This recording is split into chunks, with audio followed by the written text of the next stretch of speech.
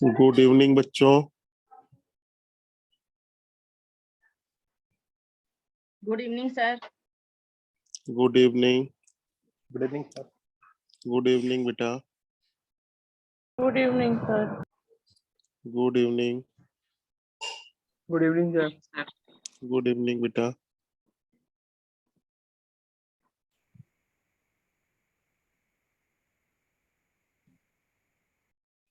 Good evening sir. Good evening. अभी मिश्रा जी class कितने बजे खत्म हुई है? तो 7:17। अच्छा। कौन sir? Good evening sir. Good evening बेटा। डीपी सर का कोर्स खत्म हुआ कि नहीं? सर हो गया है, मतलब टेस्ट वाला। अच्छा, तो ये कल भी उनकी क्लास लगी हुई है, देखा हमने। सर सर आगे पढ़ाएंगे। नया चैप्टर शुरू करेंगे कह रहे। नया चैप्टर। तो 17 जुलाई से एग्जाम है तो।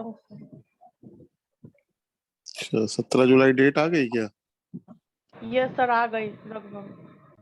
सर जी बताइए। सर कल 11 बजे से ही आपकी क्लास लगेगी। नहीं, उसको हम चेंज कराएंगे, रात का ही कराएंगे। ठीक है सर। यस सर, ठीक। सुबह को क्लास मत लगवाइए sir.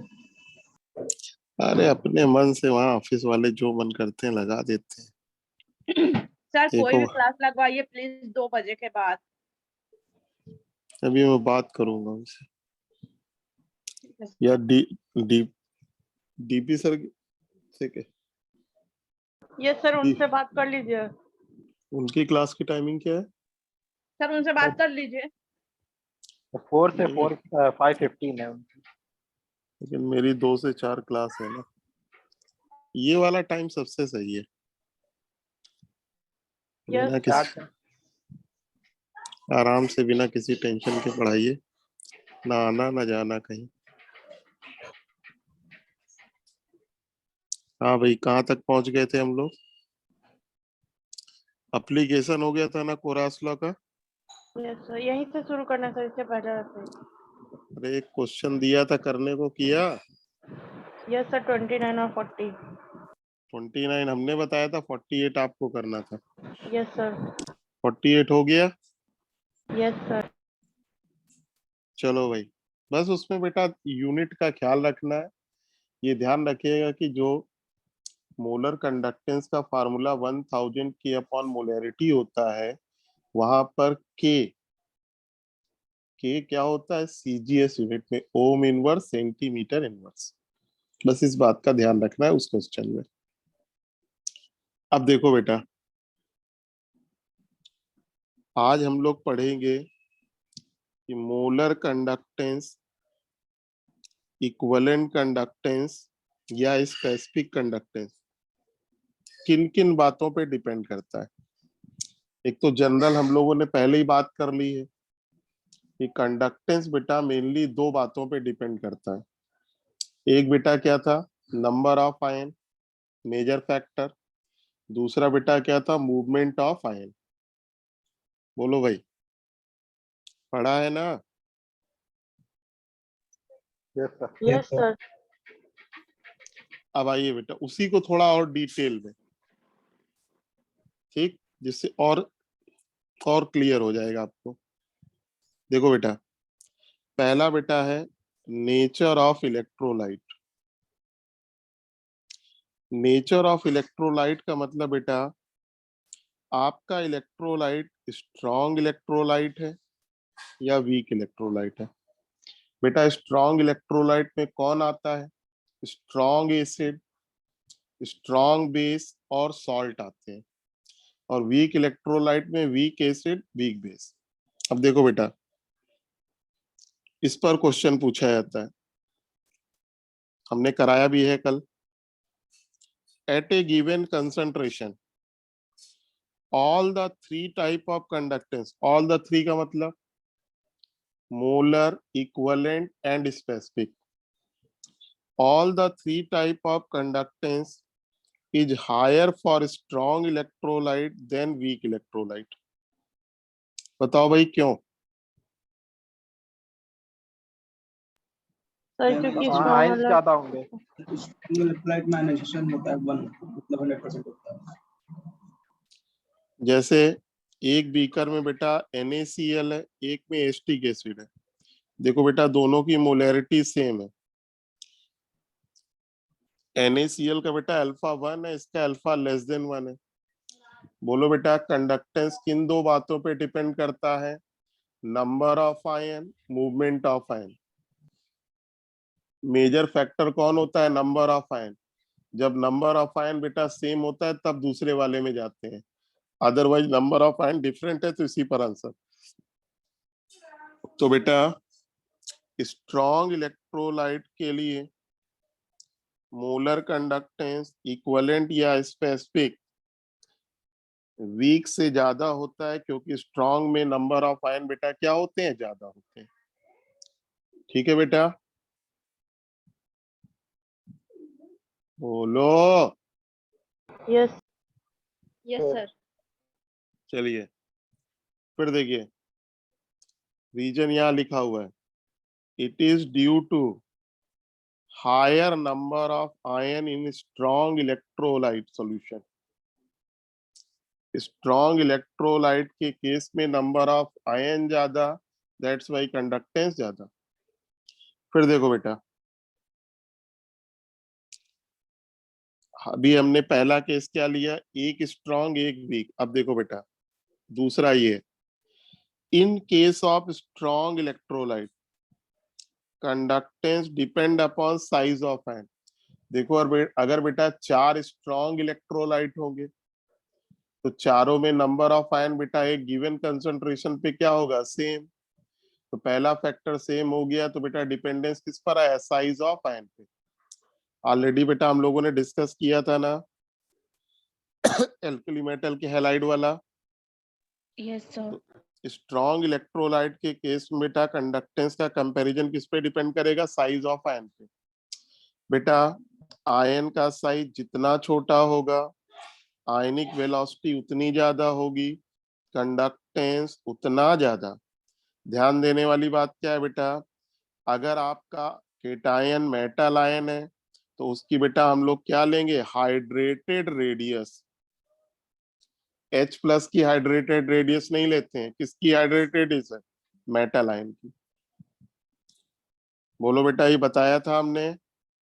Yes sir. Yes sir फिर देखिए बेटा, अगर मान लीजिए आपके पास 4 वीक इलेक्ट्रोलाइट है, ठीक है ना?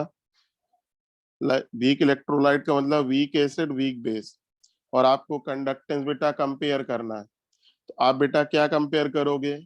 याद रखो, जो 4 वीक एसिड है तो जो बेटा वीक एसिड में एसिडिक स्ट्रेंथ का ऑर्डर होगा वही डिग्री ऑफ डिसोसिएशन का ऑर्डर होगा, वही नंबर ऑफ आयन का ऑर्डर होगा, वही बेटा कंडक्टेंस का ऑर्डर होगा। तो वीक एसिड या वीक बेस के केस में बेटा जो एसिडिक स्ट्रेंथ का ऑर्डर, वही डिग्री ऑफ डिसोसिएशन का ऑर्डर, वही नंबर ऑफ आयन का ऑर्डर, वही कंडक्टेंस का ऑर्डर। ठीक? Yes sir. तो देखो बेटा, इन केस ऑफ 2 और more weak base, weak acid और weak base, higher is the acidic strength acid के केस में, बेसिक स्ट्रेंथ बेस के केस में, higher will be degree of dissociation, higher will be number of ion, higher will be all the 3 type of conductance. अब जैसे देखो बेटा, ये question है, 4 बीकर हैं, एक में बेटा फॉर्मिक एसिड है, एक में बेंजोइक एसिड है, एक में एसिटिक एसिड है, एक में HCl है। कह रहा बेटा मोलर कंडक्टेंस का ऑर्डर बता दो। तो देखो बेटा, जो एसिडिक स्ट्रेंथ का ऑर्डर होगा वही अल्फा का ऑर्डर होगा, वही मोलर कंडक्टेंस का ऑर्डर होगा, वही इक्विवेलेंट कंडक्टेंस का ऑर्डर होगा, वही स्पेसिफिक का ऑर्डर होगा। आंसर बोलो बेटा। A greater B greater C greater D, चारों में सबसे स्ट्रॉन्ग एसिड कौन है? Formic acid. ठीक। अब देखो ये बेटा दूसरी एग्जांपल है ये। बेटा एक बीकर में फ्लोरोएस्टिक एसिड है, एक में क्लोरोएस्टिक एसिड है, एक में ब्रोमोएस्टिक एसिड है, एक में आयोडोएस्टिक।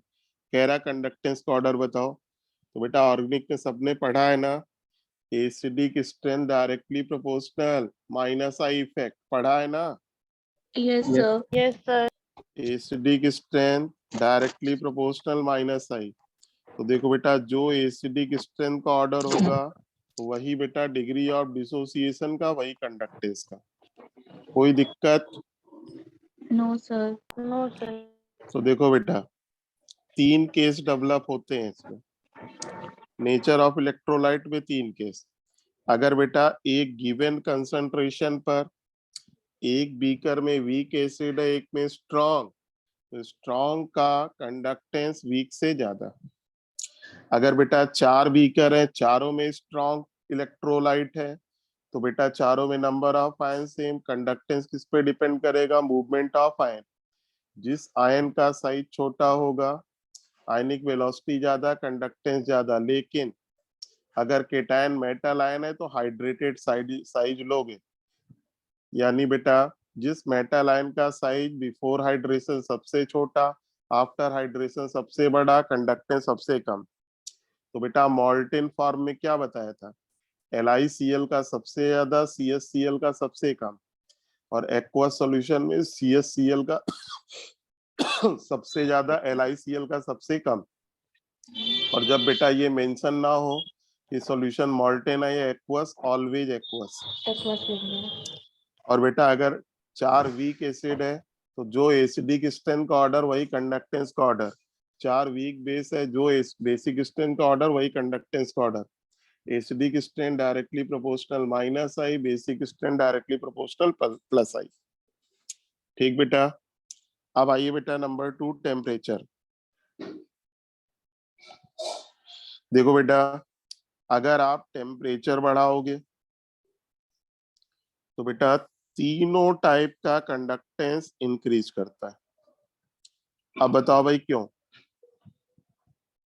देखो बेटा अगर स्ट्रॉन्ग इलेक्ट्रोलाइट है तो टेम्परेचर बढ़ाने पर डिग्री ऑफ डिसोसिएशन नहीं बढ़ेगा। क्यों नहीं बढ़ेगा, क्योंकि ऑलरेडी 1 है। तो बेटा नंबर ऑफ आयन चेंज नहीं होंगे, लेकिन टेम्परेचर बढ़ाने पर विस्कोसिटी घट जाएगी, यानी आयन को मूव करने के लिए जो रेजिस्टेंस है वो घट जाएगा। और टेम्परेचर बढ़ाने से बेटा आयन की काइनेटिक एनर्जी बढ़ेगी, वेलोसिटी बढ़ेगी, तो कंडक्टेंस क्या होगा, बढ़ जाएगा। अब देखो यहाँ पर एक क्वेश्चन पूछा जाएगा, सोडियम क्लोराइड का एक्वस सॉल्यूशन है, टेम्परेचर बढ़ाने पर उसका मोलर कंडक्टेंस बढ़ रहा है, किस फैक्टर के कारण, नंबर ऑफ आयंस के बढ़ने के कारण, आयनिक वेलोसिटी बढ़ने के कारण, या दोनों के कारण? आयनिक वेलोसिटी आयनिक वेलोसिटी बढ़ रही है। बिल्कुल सही। फिर देखो ये लिखा है ना, however variation for strong electrolyte and weak electrolyte are different. कारण दोनों के लिए अलग अलग होता है। तो बेटा स्ट्रॉन्ग इलेक्ट्रोलाइट में molar conductance, equivalent conductance, specific conductance बढ़ता है क्योंकि आयन की वेलोसिटी बढ़ती है। लेकिन बेटा अगर वीक इलेक्ट्रोलाइट है, स्ट्रॉन्ग का हो गया, अगर बेटा वीक इलेक्ट्रोलाइट है तो टेम्परेचर बढ़ाओगे तो डिग्री ऑफ डिसोसिएशन बढ़ेगा, क्योंकि डिसोसिएशन क्या होता है, एंडोथर्मिक। टेम्परेचर बढ़ाओगे डिग्री ऑफ डिसोसिएशन बढ़ेगा, नंबर ऑफ आयंस बढ़ेंगे, आयनिक वेलोसिटी बढ़ेगी, विस्कोसिटी घटेगी, तो पक्की बात है आयनिक वेलोसिटी बढ़ जाएगी, कंडक्टेंस बढ़ जाएगी। तो बोलो बेटा टेम्परेचर बढ़ाने का ज्यादा फायदा किसको मिलता है, वीक को या स्ट्रॉन्ग को? वीक को। ठीक है ना। तो स्ट्रॉन्ग में देखो सेकेंड फैक्टर ऑपरेट करता है, नंबर ऑफ आयनिक वेलोसिटी बढ़ती है, और बेटा वीक में दोनों फैक्टर बढ़ते हैं। ठीक बेटा। जी सर। समझ में आ रहा कि केवल जी सर बोला जा रहा है? सर समझ आ रहा है। चलो भाई अभी हम लोग क्वेश्चन भी करेंगे, हालांकि इस पे ज्यादा क्वेश्चन है नहीं, जो है ऑलरेडी हम करा ही दे रहे हैं। फिर आइए बेटा, सबसे इंपॉर्टेंट ये वाला, कंसंट्रेशन और डाइल्यूशन। कल हमने बात की थी, बोलो बेटा, डाइल्यूशन करने पर स्पेसिफिक कंडक्टेंस घटता है या बढ़ता है? घटता है। घटता है। क्यों घटता है? क्योंकि नंबर एक ऑफ ml में कम हो जाता है आयंस, नंबर ऑफ आयन पर ml डिक्रीज करता है। डिक्रीज बिल्कुल हो सही। जाता है। लग रहा है आजकल पढ़ रहे हो तुम लोग 17 जुलाई सुन के। चलो भाई, पढ़ लो बेटा, 2-3 महीने का टाइम है, ठीक है। सर अभी नहीं पढ़ेंगे तो अब कब पढ़ेंगे? लेकिन दिक्कत क्या है ना कि ये केवल आप लोग कहते हो, करते नहीं। देखो, एक चीज और है, पढ़िए, लेकिन देख, इसलिए नहीं कि हम पढ़ रहे हैं। पढ़ाई तभी अच्छी मानी जाएगी, आपके घर वाले तभी कहेंगे कि तुम पढ़ रही थी जब आप सेलेक्ट होगे। Yes sir. यस सर, ठीक वही है ना? बात। आप बेटा रात भर पढ़ते रहो, सेलेक्ट नहीं होगे, घर वाले सुना देंगे कुछ नहीं, फालतू का पढ़ते उड़ते नहीं थे लोग। इतने अच्छे अच्छे शब्द सुनने को मिलेंगे जो कि तुम, कान आपके धन्य हो जाएंगे सुन के। चलिए बेटा देखो, इस वर्ड को ध्यान देना, क्या लिखा है? ऑन डाइल्यूशन, पानी मिलाने पर मोलर कंडक्टेंस इंक्रीज करता है, इक्विवेलेंट कंडक्टेंस इंक्रीज करता है, लेकिन स्पेसिफिक कंडक्टेंस डिक्रीज करता है। बोलो भाई, स्पेसिफिक के बारे में तो हमने कारण बता रखा है, बोलो भाई। Yes sir, yes sir. तो बेटा पहली बात, दो दो चीजें सेट कर लो। जो जो जो वेरिएशन बेटा मोलर में होता है वही इक्विवेलेंट में होता है, ठीक है ना? स्पेसिफिक में उल्टा हो जाता है डाइल्यूशन के केस में। टेम्परेचर बढ़ाने पर तीनों बढ़ते हैं, नेचर ऑफ इलेक्ट्रोलाइट में तीनों एक जैसे होते हैं, डाइल्यूशन में अपोजिट होता है। अब देखो बेटा, however variation for strong electrolyte and weak electrolyte are different with dilution। जैसे टेम्परेचर बढ़ाने पर स्ट्रॉन्ग इलेक्ट्रोलाइट का भी कंडक्टेंस बढ़ता है, वीक का भी बढ़ता है, लेकिन कारण अलग अलग था। स्ट्रॉन्ग में कारण सेकंड फैक्टर था, वीक में कारण बोथ फैक्टर है। यहाँ पर भी बेटा वही है। जब आप डाइल्यूशन करते हो तो स्ट्रॉन्ग इलेक्ट्रोलाइट के केस में नंबर ऑफ आयन नहीं बढ़ते, आयनिक वेलोसिटी बढ़ती है। वीक के केस में डाइल्यूशन करने पे डिग्री ऑफ डिसोसिएशन बढ़ता है और आयनिक वेलोसिटी बढ़ती है। तो देखो बेटा, स्ट्रॉन्ग इलेक्ट्रोलाइट का कंडक्टेंस मोलर या इक्विवेलेंट डाइल्यूशन पर बढ़ता है आयनिक वेलोसिटी बढ़ने के कारण, और वीक इलेक्ट्रोलाइट का बढ़ता है दोनों के कारण। ठीक है बेटा? Yes sir. Ostwald dilution law क्या है? पानी मिलाने पर डिग्री ऑफ डिसोसिएशन बढ़ता है, किसका? वीक का। वीक इलेक्ट्रोलाइट का। फिर देखो बेटा, मोलर कंडक्टेंस और equivalent conductance at given temperature is maximum at infinite dilution. बताओ बेटा, इनफाइनाइट डाइल्यूशन पे मोलर या इक्विवेलेंट मैक्सिमम होता है, कल बताया था, बताओ क्यों? इनफाइनाइट डाइल्यूशन पे 100% डिसोसिएशन हो जाता है और स्ट्रॉन्ग की तरफ बिहेव करने लगता है। फोर्स ऑफ अट्रैक्शन भी खत्म हो जाता है सर। ये अट्रैक्शन खत्म हो गया। भाई देखो, कंडक्टेंस दो बातों पे डिपेंड करता है, number of ion, movement of ion. तो इनफाइनाइट डाइल्यूशन पे number of ion maximum, ionic velocity maximum, तो कंडक्टेंस भी क्या होगा? मैक्सिमम। बोलो भाई। Yes sir. अगर आपको फिजिक्स भी आती है, केमिस्ट्री भी आती है, बायो भी आती है, बहुत बढ़िया आती है, तो सिलेक्शन कोई रोक लेगा क्या? बोलो। लेकिन हकीकत क्या है? बायो तो आती है लेकिन फिजिक्स नहीं आती। तो देखो बेटा, इनफाइनाइट डाइल्यूशन का मतलब वी टेंडिंग टू इनफाइनाइट तो C टेंडिंग टू क्या होगा 0, क्योंकि मोलैरिटी और वॉल्यूम एक दूसरे का रिवर्स होता है। तो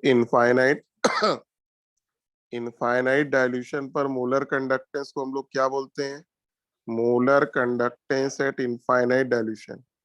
इसको इस तरीके से डिनोट करते, ऊपर 2 जीरो बना दी जाती है। मैक्सिमम इक्विवेलेंट कंडक्टेंस को क्या बोलते हैं, equivalent conductance at infinite dilution maximum. इसी को हम लोग बोलते हैं लिमिटिंग वैल्यू।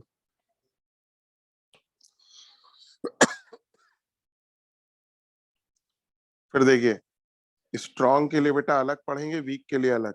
देखो बेटा, मोलर और equivalent conductance for strong electrolyte. तो देखो बेटा, मोलर कंडक्टेंस या इक्विवेलेंट दोनों का मतलब एक ही है।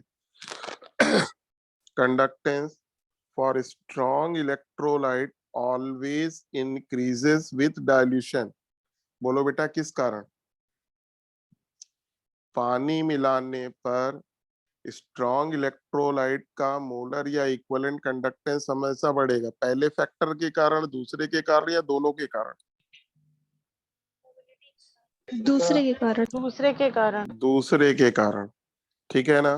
देखो क्या लिखा है, mainly due to increase of ionic mobility, second factor. तो देखो बेटा, जब आप पानी मिलाते हो strong electrolyte like NaCl solution में, तो नंबर ऑफ आयन में कोई फर्क नहीं पड़ता है, लिटिल बिट चेंज हो सकता है। मान लो 99% है तो 100 हो जाएगा।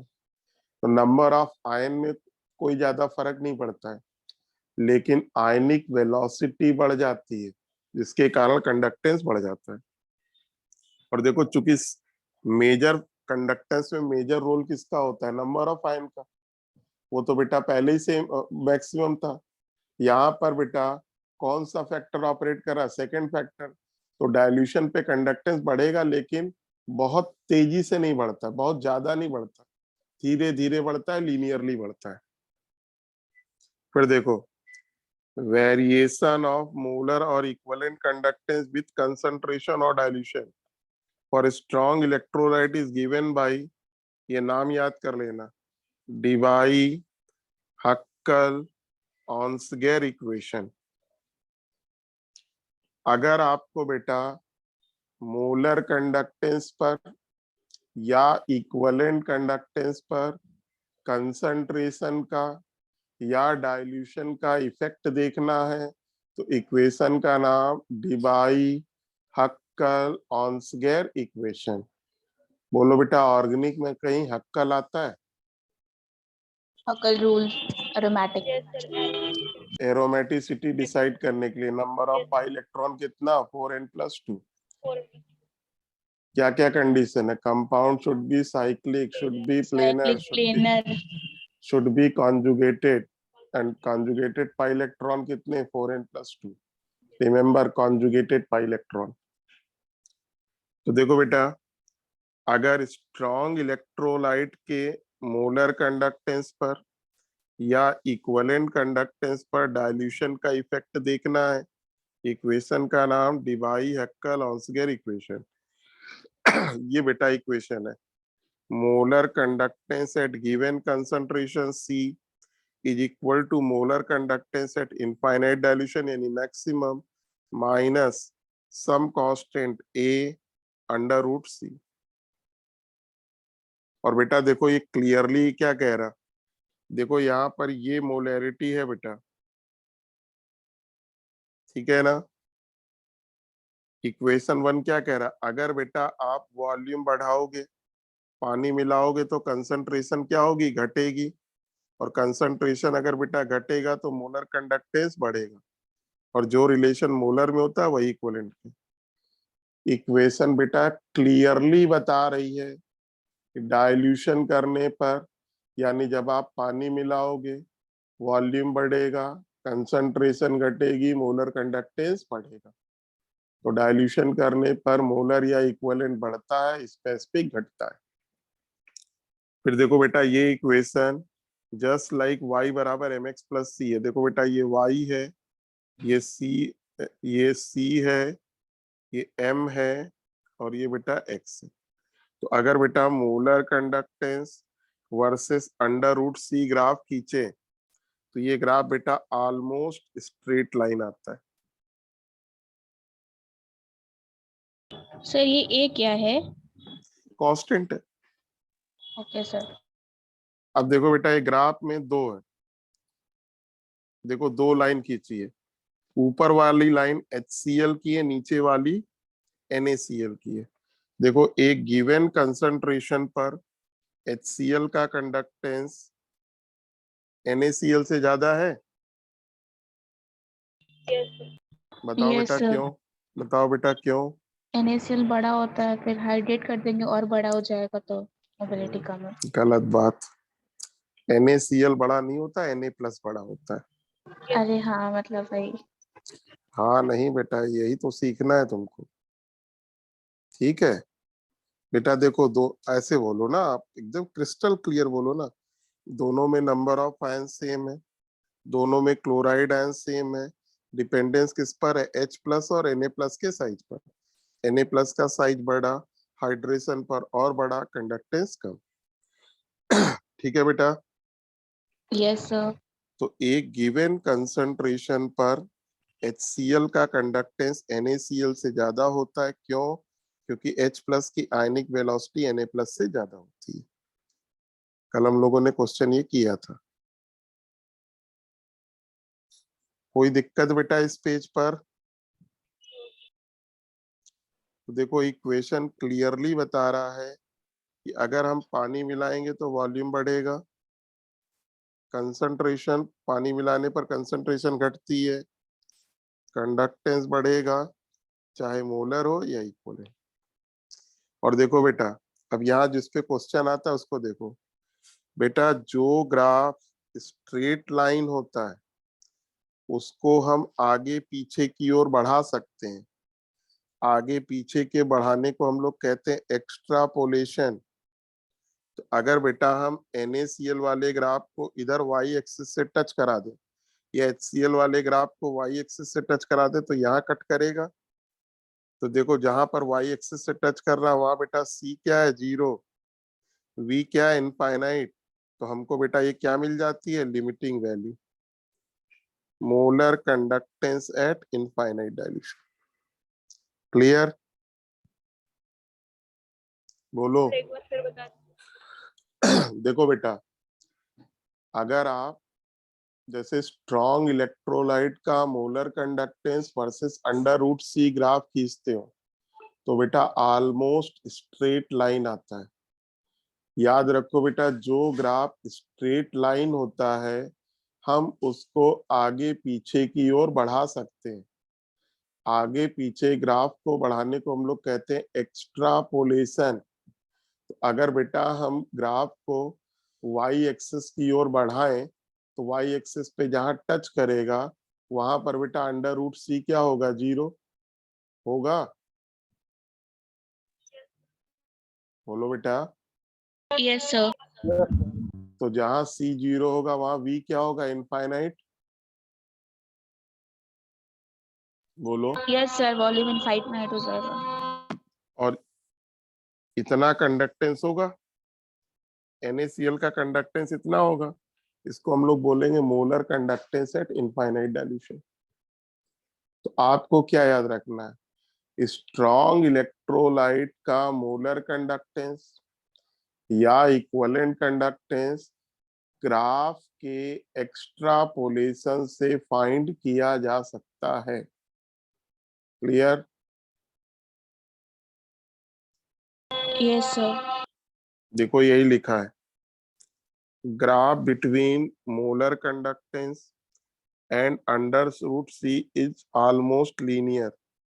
So such type of graph can be used to find molar conductance at infinite dilution or equivalent conductance at infinite dilution for strong electrolyte by extrapolation.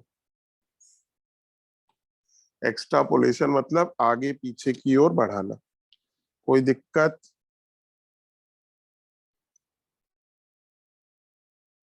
बोलो भाई। No sir. अब आओ बेटा वीक इलेक्ट्रोलाइट। तो देखो बेटा, मोलर कंडक्टेंस या equivalent conductance weak electrolyte like acetic acid, उसका भी बेटा डाइल्यूशन के साथ इंक्रीज करेगा, लेकिन कारण अलग होगा। वहां पर कारण क्या था बेटा, आयनिक वेलोसिटी बढ़ रही थी। यहाँ पर बेटा दोनों फैक्टर है, नंबर ऑफ आयन भी इंक्रीज करते हैं, आयनिक वेलोसिटी भी इंक्रीज करती है।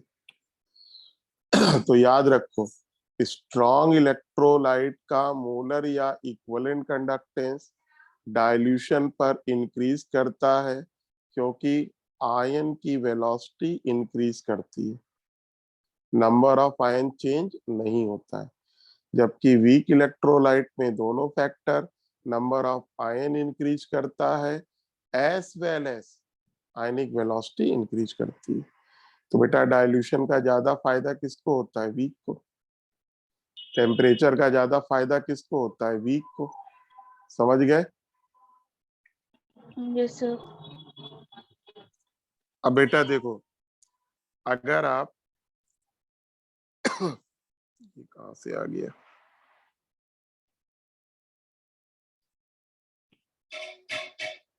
सर थोड़ा स्लाइड बैक करिए। एक मिनट बेटा।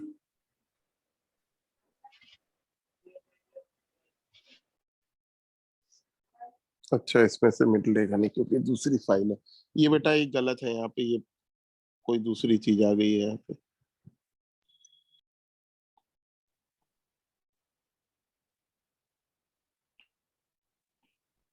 ये क्या हो गया,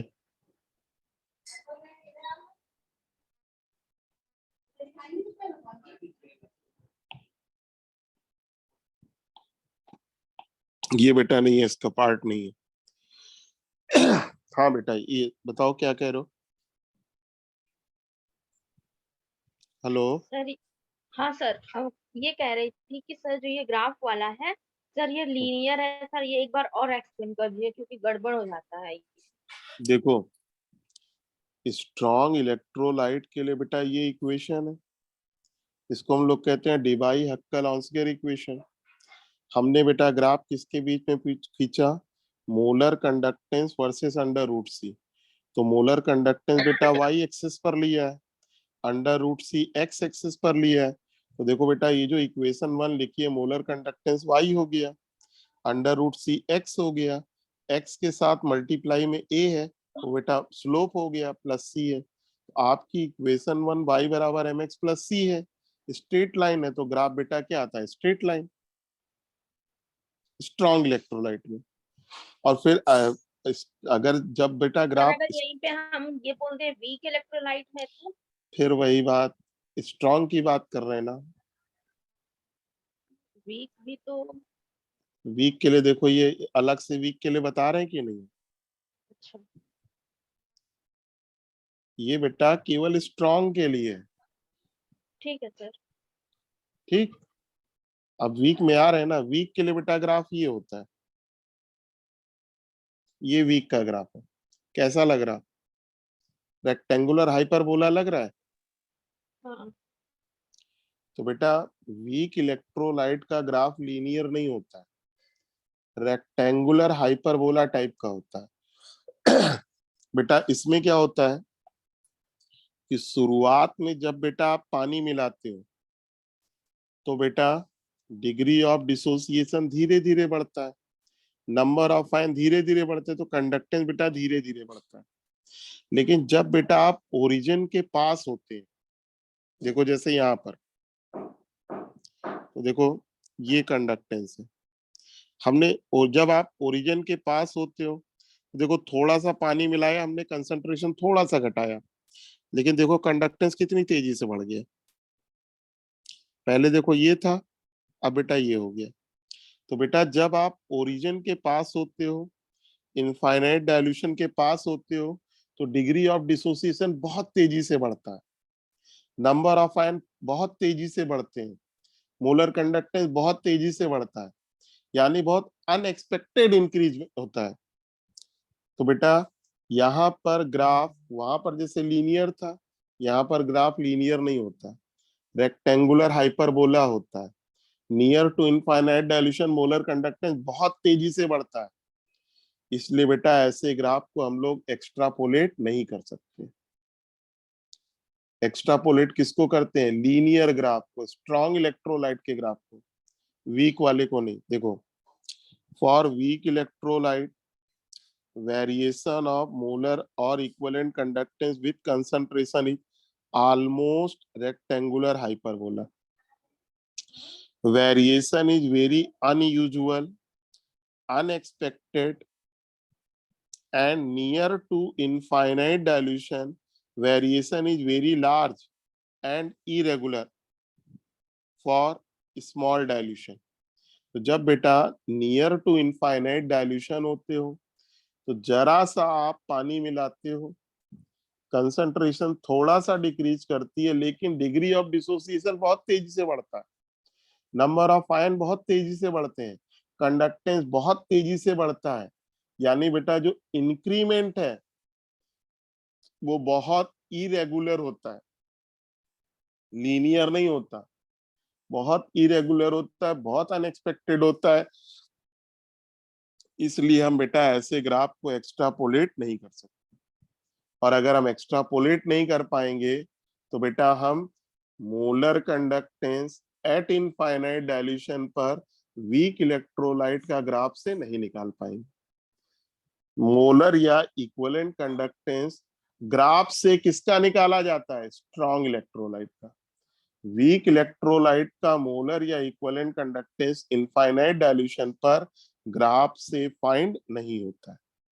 यही देखो लिखा है, such type of graph cannot be extrapolated to find molar or equivalent conductance at infinite dilution. ठीक, तो बेटा जैसे अगर कोई पूछे एसिटिक एसिड का मोलर या इक्विवेलेंट कंडक्टेंस ग्राफ से फाइंड कर सकते हैं? बिल्कुल नहीं। NaCl का कर सकते हैं? बिल्कुल हाँ कर सकते हैं। तो क्वेश्चन होता है बेटा एसिटिक एसिड का फिर निकालेंगे कैसे? उसके लिए बेटा कोरास लॉ है, जिसके लिए हम लोगों ने कल क्वेश्चन किए थे। एसिटिक एसिड का आंसर कितना आया था? 390। तो बेटा एसिटिक एसिड के लिए, एसिटिक एसिड का अगर मोलर कंडक्टेंस निकालना है तो बताओ किन तीन इलेक्ट्रोलाइट का कंडक्टेंस हमको चाहिए?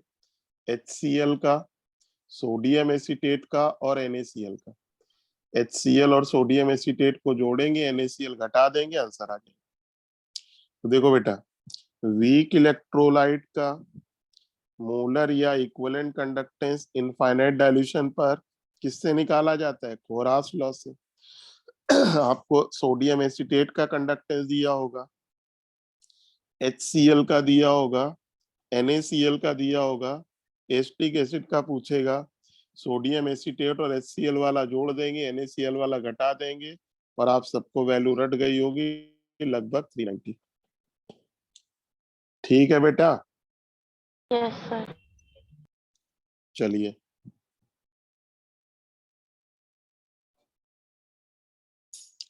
ये देखो बेटा, ये क्वेश्चन नंबर 29 सॉल्व है जो कल हम लोगों ने किया था।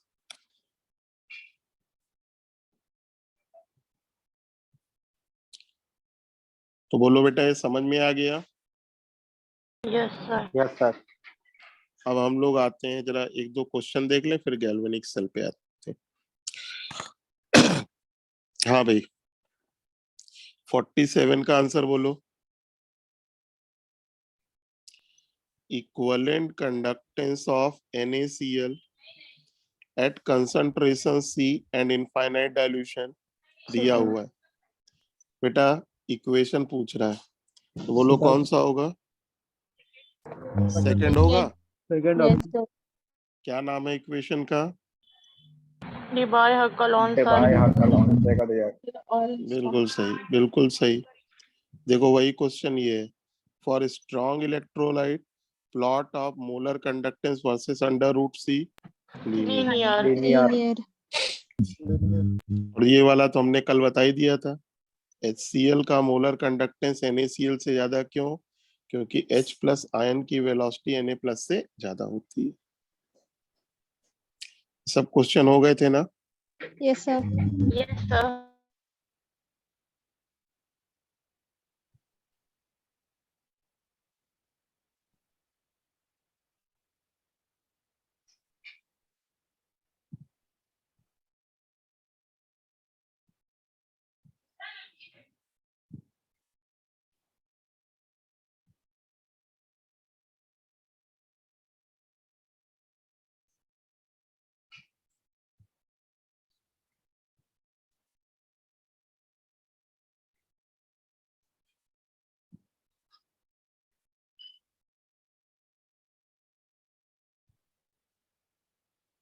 सर ये सब नहीं हुआ है अभी। तो हम कहाँ कह रहे हुआ है? सर अभी आपने आंसर्स भी नहीं सेंड किए हैं इसके। जब सब क्वेश्चन करा दे रहे हैं तो आंसर की क्या जरूरत है? अभी भेज दे रहे हैं, मिल आंसर हाँ बना सर, लिया। दोबारा तो करेंगे ना हम लोग इसलिए। नहीं नहीं, बना लिया, अभी हम भेज देंगे। Okay sir. अभी ग्रुप पे शेयर करता हूँ। एक क्वेश्चन ढूंढ रहा हूँ, कहाँ चला गया।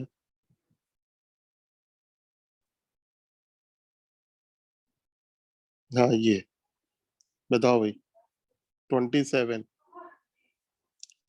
Highest electrical conductivity from the following aqueous solution. देखो बेटा, चारों वीक First- एसिड है। Yes. First option. तो फर्स्ट ऑप्शन। बिल्कुल सही।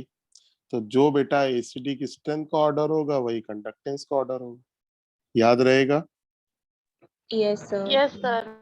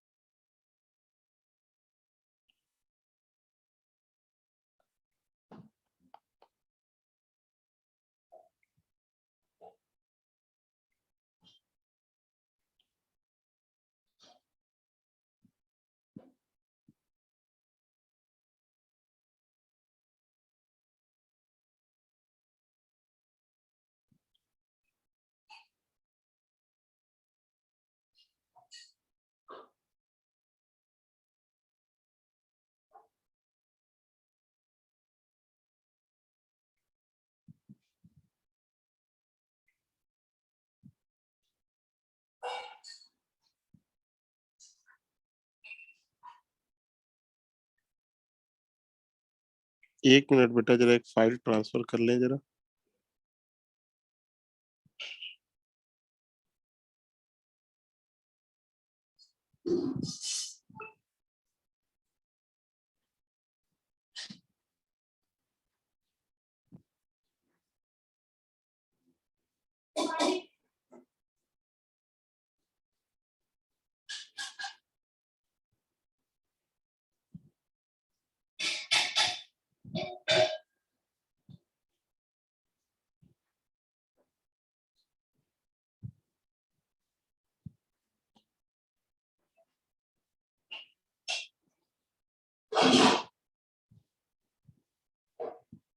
व्हाट्सएप पे शेयर कैसे होगी?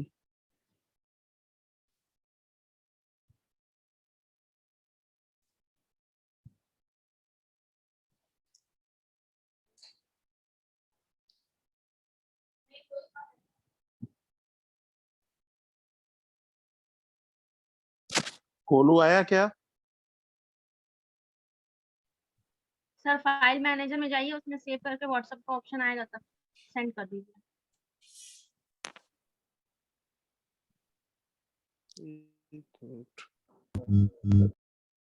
मिल गया, मिल गया।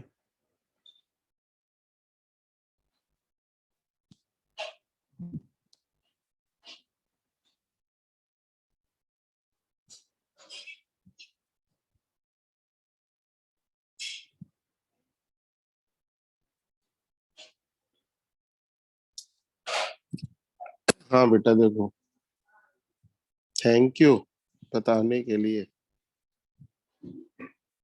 देखो बेटा, स्क्रीन आ रही?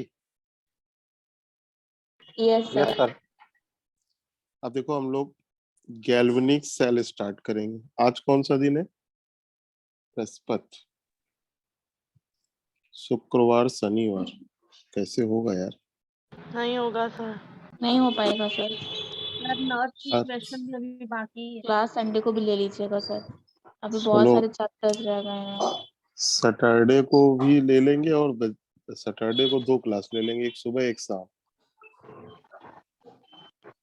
नहीं सर, एक ही ले लीजिएगा, कोई बात नहीं, कंप्लीट नहीं हो पाएगा तो। सर कल अरे ऐसा कर लीजिए, आप 2 ले लीजिए, कल हाँ डीपी सर, सर की कल ले हटवा लीजिए, दीजिए। सैटरडे को ना लीजिए। कल और नहीं ले डीपी सकते हैं ना। कल चक्कर क्या है ना कि कल वहां पे भी क्लास है ना, ऑफलाइन। आज अरे बढ़ा तुम्हारा दीजिए सर। संडे की सुबह तक करा देंगे, टेंशन ना लो। आज बढ़ा दीजिए सर, आज ज्यादा ले लीजिए। 10 हाँ बजे सर, तक मिल सैटरडे को जाएगा। पॉसिबल नहीं हो पाता है, उस टाइम या सब कुछ 2-2 पढ़ना घंटे के लिए रहता है। लीजिए आज भी और कल भी। चलो हाँ। देखते हैं आज कितना होता है। देखो बेटा, गैल्वेनिक सेल, देखो बेटा, गैल्वेनिक सेल का मतलब आपके मोबाइल की बैटरी या कोई भी बैटरी गैल्वेनिक सेल। देखो बेटा, गैल्वेनिक सेल दो तरीके के होते हैं, एक इरिवर्सिबल, एक रिवर्सिबल। बेटा, जिस बैटरी को आप चार्ज कर सकते हो वो रिवर्सिबल होती है, और जिसको आप चार्ज नहीं कर सकते वो इरिवर्सिबल होती है।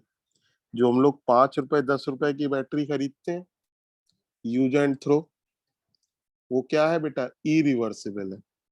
और मोबाइल की बैटरी क्या है, रिवर्सिबल है। आपके घर में इन्वर्टर लगा है, वो बैटरी क्या है, रिवर्सिबल है। ठीक है, तो देखो बेटा, गैल्वेनिक सेल एक ऐसी डिवाइस है, एक ऐसी मशीन है जो बेटा इलेक्ट्रिकल एनर्जी को केमिकल एनर्जी में कन्वर्ट कर, सॉरी, इलेक्ट्रिकल, जिससे हम इलेक्ट्रिकल एनर्जी प्रोड्यूस करते केमिकल एनर्जी से। ठीक है, तो देखो बेटा, गैल्वेनिक सेल एक ऐसी डिवाइस है, एक ऐसी मशीन है जो बेटा केमिकल एनर्जी को इलेक्ट्रिकल एनर्जी में कन्वर्ट करती है। तो गैल्वेनिक सेल बेटा केमिकल एनर्जी को इलेक्ट्रिकल एनर्जी में कन्वर्ट करता है। तो बेटा क्वेश्चन क्या उठता है कि ये केमिकल एनर्जी कहाँ से आ गई। ठीक, तो बेटा केमिकल एनर्जी का सोर्स क्या होता है, हीट ऑफ रिएक्शन। तो देखो बेटा क्या लिखा है, तो केमिकल एनर्जी का सोर्स क्या है, इनडायरेक्ट, वर्ड पे ध्यान दीजिएगा। The source of chemical energy is indirect, यहाँ पर ये जो एरो बना हुआ है ये इनडायरेक्ट के लिए बना हुआ है। Source of chemical energy is spontaneous, अपने आप, एक्सोथर्मिक यानी delta H negative, redox reaction. तो देखो बेटा, गैल्वेनिक सेल एक ऐसी डिवाइस है, एक ऐसी मशीन है जो केमिकल एनर्जी को इलेक्ट्रिकल एनर्जी में कन्वर्ट करती है। तो क्वेश्चन उठता है बेटा केमिकल एनर्जी कहाँ से आ गई। तो देखो बेटा, गैल्वेनिक सेल में indirect, spontaneous, exothermic, redox reaction होती है जिसके कारण हीट प्रोड्यूस होती है।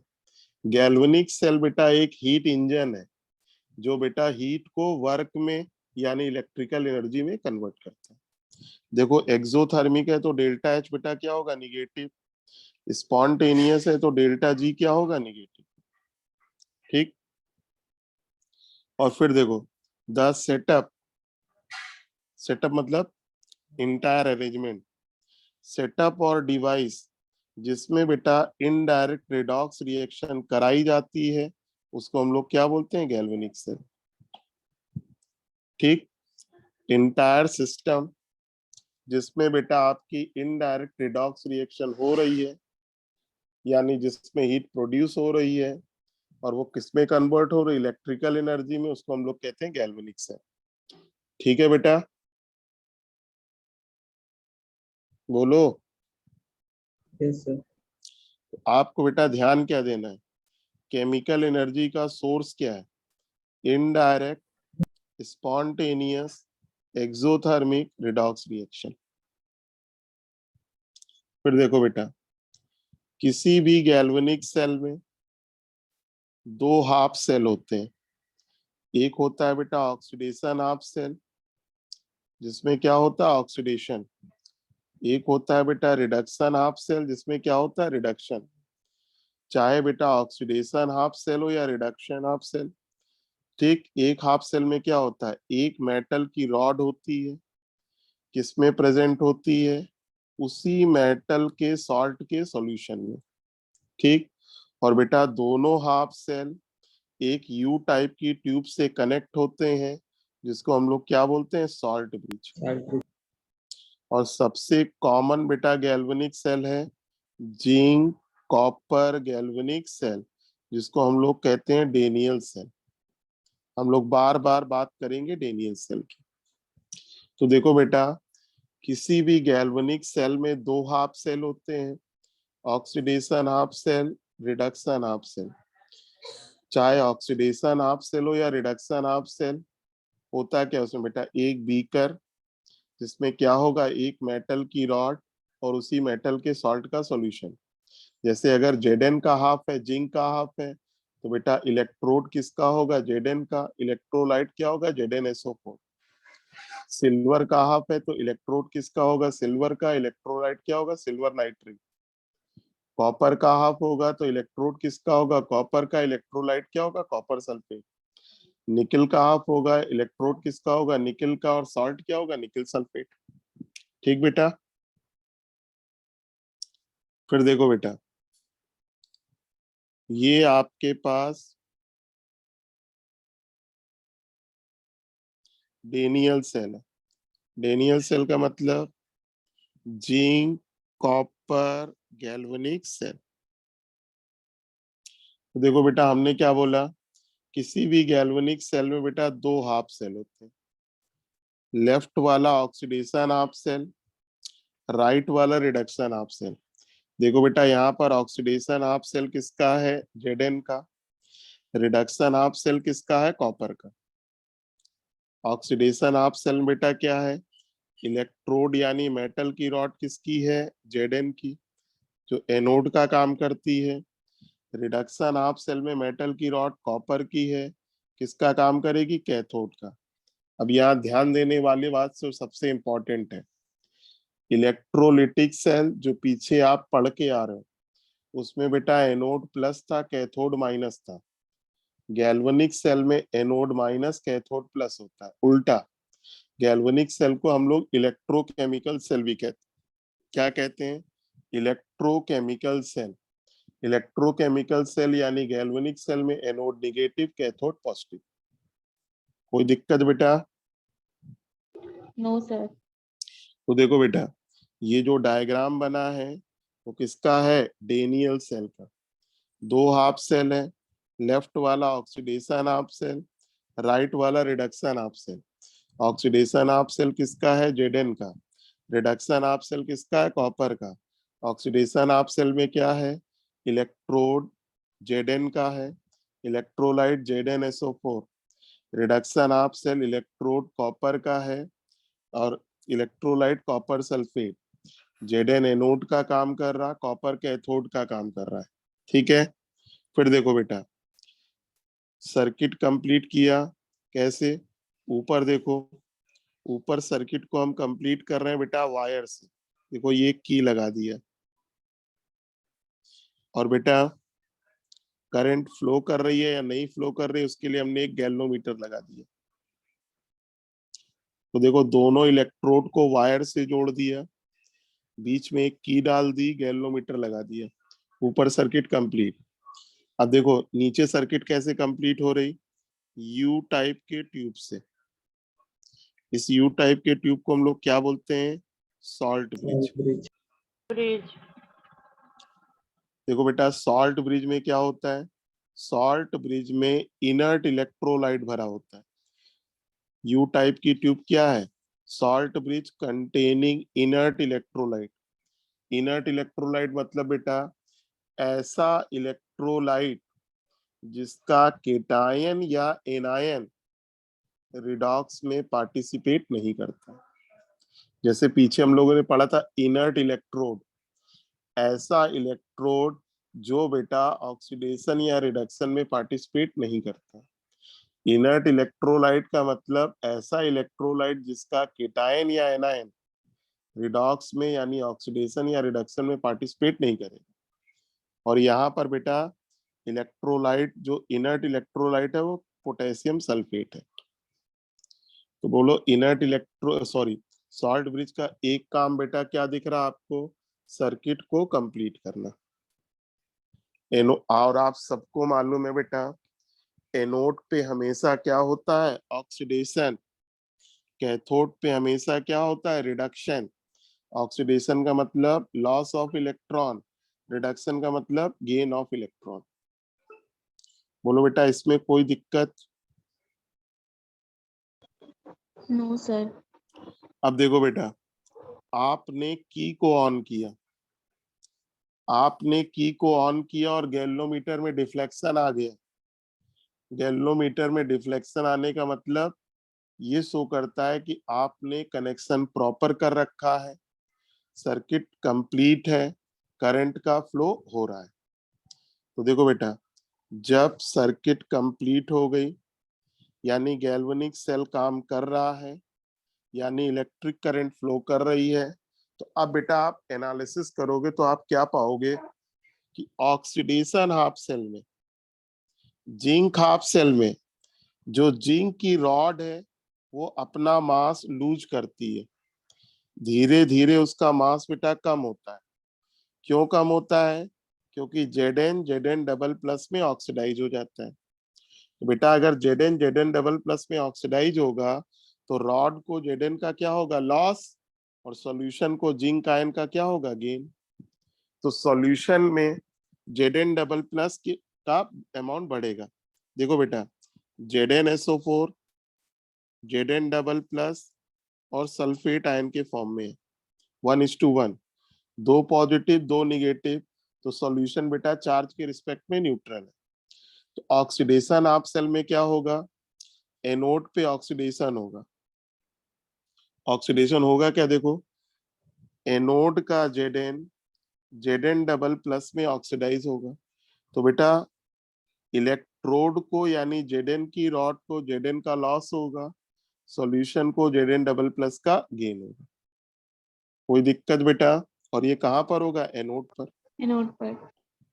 अब बेटा देखो, Zn डबल प्लस तो सॉल्यूशन में चला गया और जो इलेक्ट्रॉन निकले वो रॉड पे बचे रहे, तो बेटा इलेक्ट्रॉन रॉड पे रुक गए। एक्सटर्नल सर्किट से होते हुए इलेक्ट्रॉन किधर गया? कैथोड पे। ठीक है ना? तो बेटा इलेक्ट्रॉन की डायरेक्शन क्या दिख रही है? Cathode to anode. अनिल, क्या कर रहे हो? SRV ऑनलाइन पढ़ा रहे, 9 बजे तक पढ़ाते हैं, फिर बात करते हैं। चलो। ठीक बेटा, तो सर इलेक्ट्रॉन यहाँ बेटा, पे KCL यूज कर सकते हैं K2SO4 की जगह पे?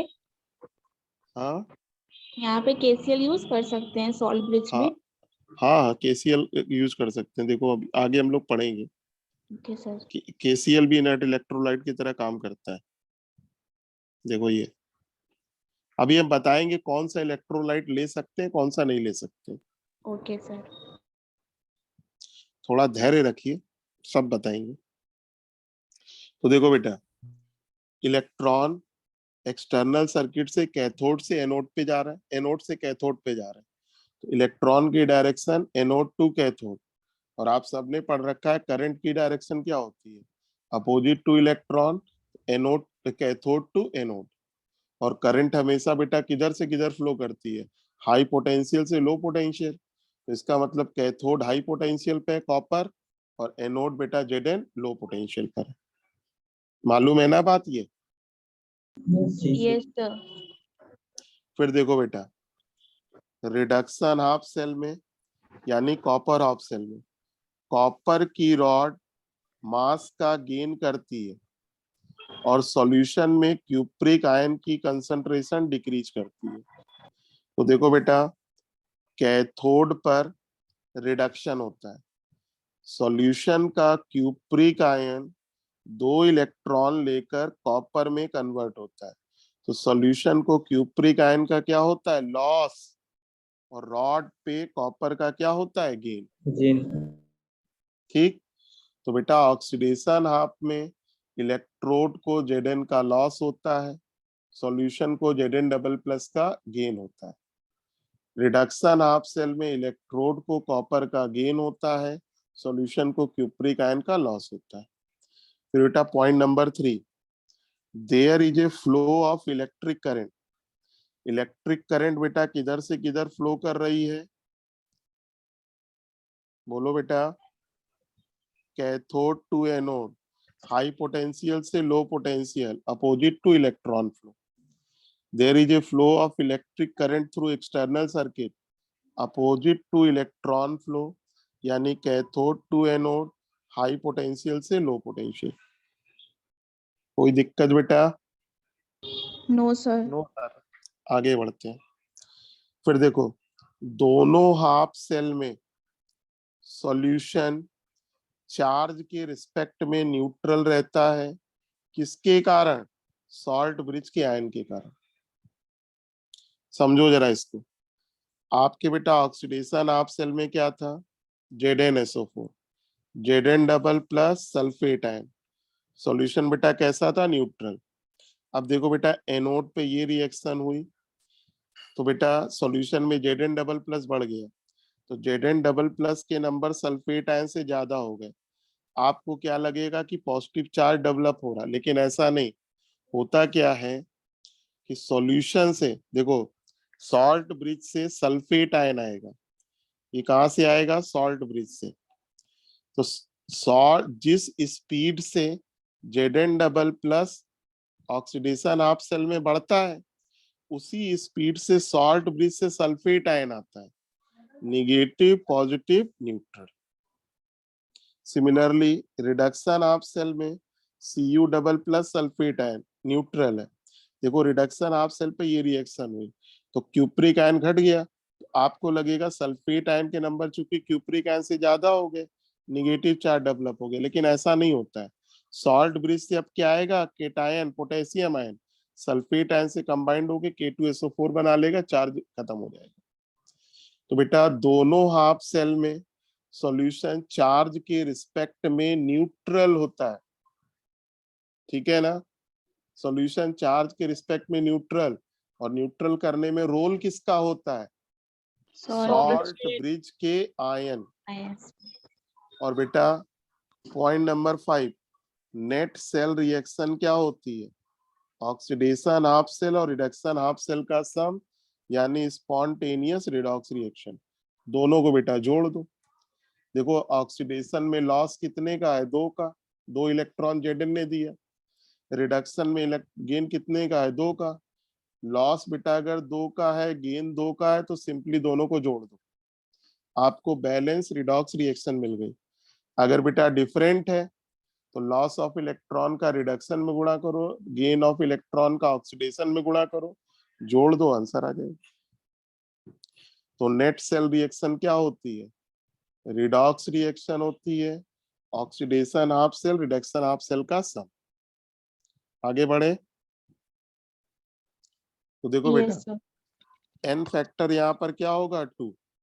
अब देखो मेन चीज जो आप लोग बार बार नर्स्ट इक्वेशन कह रहे थे, नर्स्ट इक्वेशन का क्वेश्चन बहुत आसान है अगर 3 चीजें आपको करनी आती है। एक बेटा बैलेंस सेल रिएक्शन लिखना, बैलेंस सेल रिएक्शन लिख लिया तो n फैक्टर निकाल लोगे। n फैक्टर देखो क्या होता है? Total change in oxidation number for balance chemical reaction, यानी टोटल लॉस ऑफ इलेक्ट्रॉन या टोटल गेन ऑफ इलेक्ट्रॉन। अब देखो बेटा ये आपकी बैलेंस इक्वेशन है। बोलो Zn की ऑक्सीडेशन नंबर कितनी? 0। Zn डबल प्लस में Zn की कितनी? 2। एक एटम के लिए चेंज कितने का है? 2 का। और एटम कितने हैं Zn के? 1, तो टोटल चेंज बेटा 2 का। या फिर बेटा ऑक्सीडेशन में लॉस N1 का है, रिडक्शन में गेन N2 का है, N1 और N2 का एलसीएम भी क्या होता है? n factor. तो पहली चीज बेटा बैलेंस इक्वेशन लिखना आना चाहिए, दूसरा बेटा n फैक्टर निकालना आना चाहिए, तीसरा रिएक्शन कोसेंट Q का फार्मूला लिखना आना चाहिए। रिएक्शन कोसेंट Q का फार्मूला और इक्विलिब्रियम कांस्टेंट Kc का फार्मूला सेम होता है, और सबको लिखना आता है ना। सॉलिड को कंसीडर नहीं करेंगे, नहीं करते हैं। बेटा इलेक्ट्रोकेमिस्ट्री में जब Q का फार्मूला लिखोगे केवल आयन लोगे और गैस का भी क्या लोगे? Partial pressure.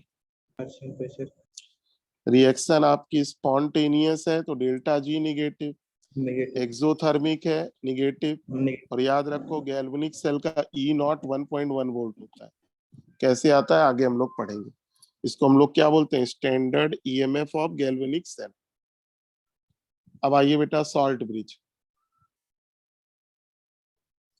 सॉल्ट ब्रिज बेटा एक यू टाइप की ट्यूब है जिसमें क्या भरा होता है, इनर्ट इलेक्ट्रोलाइट, और मीडियम क्या होता है, अगर अगर मीडियम। आप सबने देखा होगा अगर लैब में गए होगे तो, बायो की लैब में, जिसपे बेटा बैक्टीरिया ग्रो कराते हैं वो क्या होता है, अगर अगर मीडियम होता है। नहीं देखा कभी। अगर अगर मीडियम बेटा देखे सॉलिड हैं होता है। सर। अगर अगर मीडियम सॉलिड होता है, पहले उसको बेटा मेल्ट कर लेते हैं, लिक्विड फॉर्म में ले आते हैं, फिर इनर्ट इलेक्ट्रोलाइट का कॉन्सेंट्रेट सॉल्यूशन उसमें मिक्स कर देते हैं, प्रॉपर यूनिफॉर्म मिक्सिंग कर देते हैं, फिर यू टाइप की ट्यूब में डाल देते हैं, दोनों कॉर्नर पे कॉटन यानी रुई का प्लग लगा देते हैं, ठंडा कर देते हैं, सॉल्ट ब्रिज बन गया। सॉल्ट ब्रिज में बेटा इनर्ट इलेक्ट्रोलाइट क्या होता है, ammonium chloride, potassium sulphate, potassium nitrate या पोटेशियम क्लोराइड। देखो ऐसा नहीं कि किसी को भी भर दोगे, सॉल्ट ब्रिज सेलेक्ट करने की कंडीशन क्या है, देखो पहले देखो inert electrolyte means neither cation nor anion of electrolyte participate in redox reaction. Redox reaction में ना तो केटायन पार्टिसिपेट करता है ना एनायन, ये बेटा important condition to select inert electrolyte. Electrolytes की कंडीशन क्या है, जो बेटा इनर्ट इलेक्ट्रोलाइट का केटायन और एनायन है ना, उनकी velocity should be same. Inert electrolyte में केटायन और एनायन की वेलोसिटी सेम होनी चाहिए। क्यों होना चाहिए बेटा, देखो बेटा सॉल्ट ब्रिज क्या करता है, सॉल्ट ब्रिज का आयन आके दोनों सॉल्यूशन को न्यूट्रल बना रहा। अगर बेटा केटायन और एनायन की वेलोसिटी सेम होगी तो दोनों सॉल्यूशन में पहुंचने का टाइम सेम होगा, तो सेम टाइम पर दोनों सॉल्यूशन का चार्ज न्यूट्रलाइज होगा। और अगर वेलोसिटी डिफरेंट होगी तो टाइम गैप आएगा जो दिक्कत क्रिएट करेगा। समझ गए? Yes sir. फिर देखो बेटा फंक्शन ऑफ सॉल्ट ब्रिज। पहला function, salt bridge electric circuit को कंप्लीट करता है, दोनों हाफ सेल के सॉल्यूशन को न्यूट्रल बनाए रखता है, कैसे, अपोजिट चार्ज आयन पास करके। ठीक बेटा सॉल्ट ब्रिज के अंदर मीडियम सॉलिड होता है तो एक हाफ सेल का सॉल्यूशन दूसरे हाफ सेल में ट्रांसफर नहीं होता है, ये पढ़ने की जरूरत नहीं है। उसके बाद देखो बेटा रिप्रेजेंटेशन ऑफ गैल्वेनिक सेल, ये तो सबको आता होगा, आता है कि नहीं बेटा? Yes sir. यस आता है सर। सर। Yes sir. देखो बेटा जैसे ऑक्सीडेशन हाफ सेल है, ये आपकी हाफ रिएक्शन है, रिप्रेजेंटेशन करना है, ये जो एरो है इसके लिए हम एक सिंगल लाइन ड्रॉ करते हैं। लाइन के बेटा लेफ्ट में रिएक्टेंट, राइट में प्रोडक्ट, मेटल के नीचे सॉलिड, आयन के नीचे एक्वस, आयन के आगे कंसंट्रेशन। अगर ना दी हो तो अपनी ओर से 1 मोलर ले लेना। एन बराबर बेटा कितना, 2, क्योंकि 2 इलेक्ट्रॉन का। Reduction of cell, cupric ion copper में कन्वर्ट हो रहा, वंस अगेन वही चीज करेंगे, इस एरो की जगह ये लाइन ड्रॉ किया, reactant left side, product right side, ion के नीचे एक्वस, मेटल के नीचे सॉलिड, आयन के आगे उसकी कंसंट्रेशन। ठीक, अब बेटा कंप्लीट सेल करना है तो 2 डबल लाइन ड्रॉ करो। 2 डबल लाइन क्या शो करती है, सॉल्ट ब्रिज, उसके लेफ्ट में क्या, ऑक्सीडेशन हाफ सेल का रिप्रेजेंटेशन लिख दो, राइट में क्या कर दो, रिडक्शन हाफ सेल का रिप्रेजेंटेशन, ये complete cell representation. N factor बेटा केवल 3 चीजें आपको निकालना आना चाहिए, एन फैक्टर, क्यू का फॉर्मूला, बैलेंस इक्वेशन।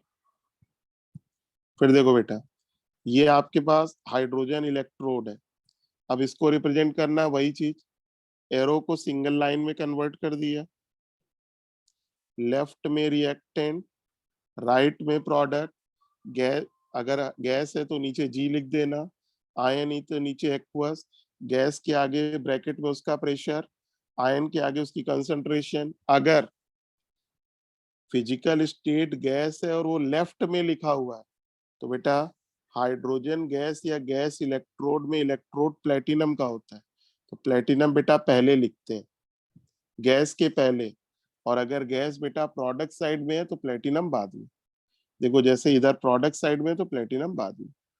तो ये बेटा रिप्रेजेंटेशन। अब जैसे देखो क्लोरीन इलेक्ट्रोड है, ये बेटा इस एरो को पहले एक लाइन में ड्रॉ किया, ठीक।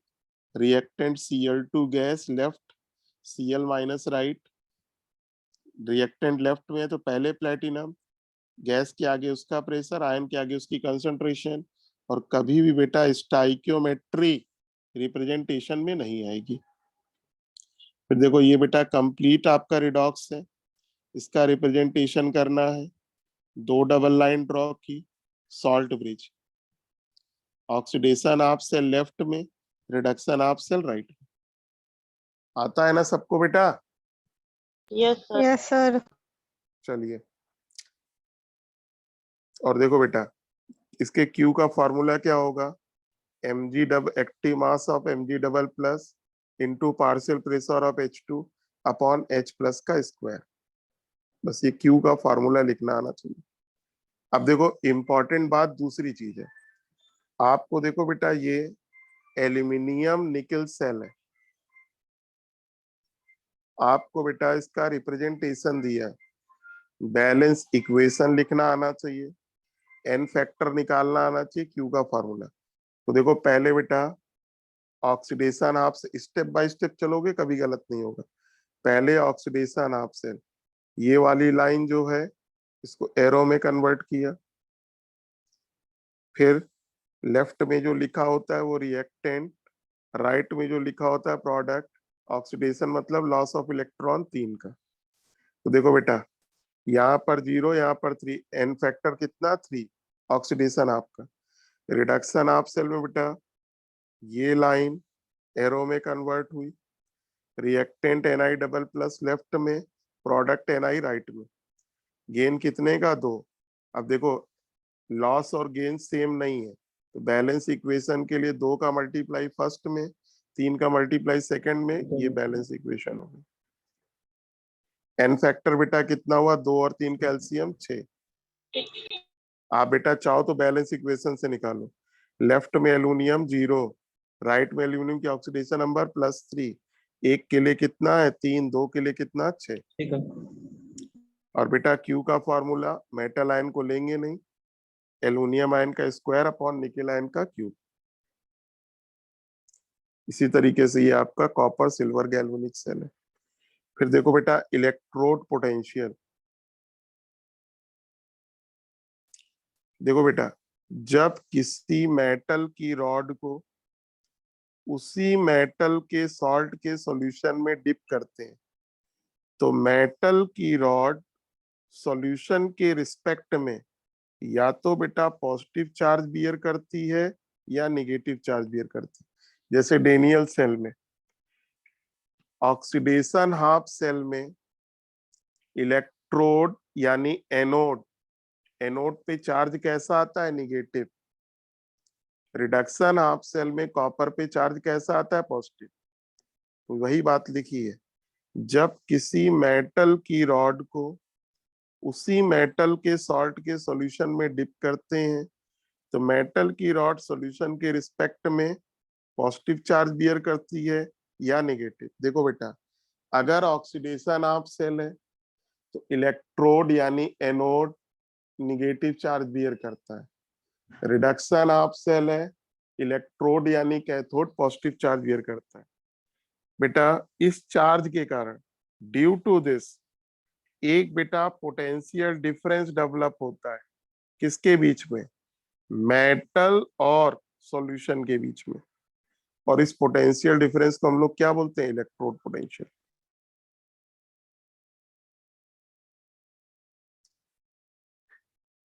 अब अगर कोई पूछे ये इलेक्ट्रोड पोटेंशियल डेवलप क्यों हुआ, तो इलेक्ट्रोड पोटेंशियल डेवलप होता है क्यों? क्योंकि मेटल और सॉल्यूशन जहां पर मिल रहे होते हैं वहां पर बेटा एक इलेक्ट्रिकल डबल लेयर बन जाती है at the interface of metal and solution. तो जहां पर इलेक्ट्रोड की सरफेस और सॉल्यूशन का कांटेक्ट होता है, वहां पर बेटा एक इलेक्ट्रिकल डबल लेयर डिपॉजिट बन जाती है, जिसके कारण क्या डेवलप होता है, इलेक्ट्रोड पोटेंशियल। देखो जैसे ये आपके Zn की रॉड है, तो देखो Zn डबल प्लस में कन्वर्ट हुआ, रॉड पे इलेक्ट्रॉन पहुंच गया, और ये पॉजिटिव चार्ज किसके हैं, Zn आयन के। तो देखो ये इसको कहते हैं इलेक्ट्रिकल डबल लेयर, जिसके कारण क्या डेवलप होता है, पोटेंशियल डिफरेंस। ठीक है भाई। Yes sir. जी सर। फिर देखो इलेक्ट्रोड दो तरीके का होता है, हाफ सेल दो तरीके का होता है, इलेक्ट्रोड पोटेंशियल भी दो तरीके होगा। ऑक्सीडेशन इलेक्ट्रोड पोटेंशियल, यानी electrode potential of oxidation half cell. केवल रिप्रेजेंटेशन लिखना आना चाहिए। जैसे देखो ये आपकी oxidation half cell, electrode potential कैसे रिप्रेजेंट करते हैं, ई से। पहले बेटा reactant oblique product, oxidation electrode potential. ये जिंक का बेटा क्या शो कर रहा है, oxidation electrode potential. Numerator reactant होता है, डिनोमिनेटर प्रोडक्ट होता है। न्यूमरेटर में देखो ऑक्सीडेशन नंबर 0 है, डिनोमिनेटर में +2 है, ऑक्सीडेशन नंबर बढ़ रही है, ऑक्सीडेशन हाफ है, ऑक्सीडेशन इलेक्ट्रोड पोटेंशियल। वही चीज देखो यहाँ रिप्रेजेंटेशन लिखा हुआ है। जैसे देखो ये मैग्नीशियम का क्या दिया है, ऑक्सीडेशन इलेक्ट्रोड पोटेंशियल, और ऊपर नॉट लगाओ तो इसे स्टैंडर्ड कहते हैं। फिर रिडक्शन हाफ सेल के इलेक्ट्रोड पोटेंशियल को रिडक्शन इलेक्ट्रोड पोटेंशियल बोलते हैं। ठीक। फिर बेटा चलो ये बताओ, ये जो फ्लोरीन का इलेक्ट्रोड पोटेंशियल दिया है, रिडक्शन है या ऑक्सीडेशन? रिडक्शन। रिडक्शन। रिडक्शन। कैसे पता चला? न्यूमरेटर में ऑक्सीडेशन नंबर 0, डिनोमिनेटर में -1, घट रही, रिडक्शन। या फिर बेटा हाफ रिएक्शन बना लो, ये जो बाई का सिंबल है एरो बना लिया, numerator reactant, denominator product, oxidation number घट रही, रिडक्शन। फिर बेटा एक पर्टिकुलर इलेक्ट्रोड के लिए oxidation electrode potential, reduction electrode potential, numerical value बेटा क्या होती है, सेम, साइन अपोजिट होता है। जैसे मैग्नीशियम का स्टैंडर्ड रिडक्शन इलेक्ट्रोड पोटेंशियल -2.37 है, तो बेटा स्टैंडर्ड ऑक्सीडेशन पोटेंशियल क्या होगा, प्लस। क्लियर बेटा? Yes sir. तो एक पर्टिकुलर इलेक्ट्रोड के लिए oxidation electrode potential, reduction electrode potential, दोनों की न्यूमेरिकल वैल्यू क्या होगी, सेम, साइन अपोजिट। जैसे देखो यहाँ पर Zn का SREP कितना दिया है, -0.76, तो बोलो SOEP कितना होगा, +0.7। फिर देखिए अकॉर्डिंग टू IUPAC कन्वेंशन, अगर बेटा आपको एक इलेक्ट्रोड पोटेंशियल दिया है या आपको इलेक्ट्रोड पोटेंशियल निकालना है, लेकिन बेटा ये मेंशन नहीं है कि कौन सा, ऑक्सीडेशन इलेक्ट्रोड पोटेंशियल या रिडक्शन, तो हमेशा उसे बेटा अपनी ओर से क्या मानोगे, रिडक्शन। अगर आपको एक इलेक्ट्रोड पोटेंशियल दिया है, ये नहीं दिया है कि कौन सा, कोई हाफ रिएक्शन नहीं दी है, जैसे कह रहा कॉपर का इलेक्ट्रोड पोटेंशियल +0.34 वोल्ट होता है, अब ये नहीं मेंशन है कि कौन सा, तो इसे बेटा क्या लोगे, reduction potential. Clear? Yes yes sir. Sir. Yes sir. अगर आपसे कोई कह रहा कि भाई सिल्वर का इलेक्ट्रोड पोटेंशियल निकालो, हमने ये नहीं बोला कौन सा, तो आंसर कौन सा दोगे, रिडक्शन। Reduction potential. फिर देखो बेटा किसी इलेक्ट्रोड का इलेक्ट्रोड पोटेंशियल 4 बातों पे डिपेंड करता है। Number 1, nature of electrode and ion in solution. तो बेटा इलेक्ट्रोड पोटेंशियल इस बात पे डिपेंड करता है कि आपका इलेक्ट्रोड किस मेटल का बना है। सोडियम के लिए वैल्यू अलग होती है, पोटेशियम के लिए अलग होती है, एल्युमिनियम के लिए अलग होती है, कॉपर के लिए अलग होती है, सिल्वर के लिए अलग होती है। और बेटा कुछ का इलेक्ट्रोड पोटेंशियल रिडक्शन माइनस में होता है, कुछ का प्लस में होता है। जैसे इलेक्ट्रोकेमिकल सीरीज देखो तो हाइड्रोजन के ऊपर जितने इलेक्ट्रोड है सबका SrEp माइनस, नीचे वाले का प्लस। तो electrode potential nature of electrode और आयन पे डिपेंड करता है। फिर number 2 concentration of ion. Remember, electrolyte की कंसंट्रेशन नहीं, आयन की कंसंट्रेशन। जैसे ZnSO4 नहीं, Zn डबल प्लस की कंसंट्रेशन। स्ट्रॉन्ग में तो कोई फर्क नहीं पड़ता है। जैसे अगर एसिटिक एसिड 1 मोलर है तो 1 मोलर नहीं, हमें H प्लस चाहिए। एसिटिक एसिड 1 मोलर होगा तो H प्लस 1 मोलर नहीं होगा क्योंकि वीक है। तो याद रखो आयन की कंसंट्रेशन। तीसरा बेटा, अगर फिजिकल स्टेट गैस है तो गैस का प्रेशर। और चौथा बेटा, इलेक्ट्रोड पोटेंशियल इस बात पे डिपेंड करेगा कि टेम्परेचर ऑफ मेजरमेंट क्या है। और जनरली हम लोग इलेक्ट्रोड पोटेंशियल 25 डिग्री सी पर नापते हैं। ठीक है बेटा? Yes sir. Yes sir. Yes sir. तो देखो बेटा, किसी इलेक्ट्रोड का इलेक्ट्रोड पोटेंशियल 4 बातों पे डिपेंड करता है। नेचर ऑफ इलेक्ट्रोड या nature of ion, concentration of ion, pressure of gas, temperature of measurement. फिर बेटा स्टैंडर्ड इलेक्ट्रोड पोटेंशियल। आपका इलेक्ट्रोड पोटेंशियल स्टैंडर्ड कब होगा? तो इलेक्ट्रोड पोटेंशियल स्टैंडर्ड कब होता है? जब बेटा हाफ सेल में आयन की कंसंट्रेशन 1 मोलर हो, temperature of measurement 298 kelvin, pressure बेटा 1 atm। जैसे हाइड्रोजन का इलेक्ट्रोड पोटेंशियल स्टैंडर्ड कब होगा? जब बेटा H प्लस क्या होगा? 1 मोलर, हाइड्रोजन गैस का pressure 1 atm, temperature of measurement 298। और आप सबको मालूम है इंटरनेशनल स्केल पर इसकी वैल्यू को क्या माना गया? 0। अब देखो 0 E0 Zn double plus oblique Zn, Zn का स्टैंडर्ड रिडक्शन पोटेंशियल 0.76 है। ऐसा कब हुआ होगा? जब Zn डबल प्लस क्या रहा होगा? 1 मोलर, टेम्परेचर 298 के। हाइड्रो प्रेशर गैस है नहीं तो प्रेशर की बात नहीं करेंगे। फिर आइए बेटा EMF ऑफ गैल्वेनिक सेल।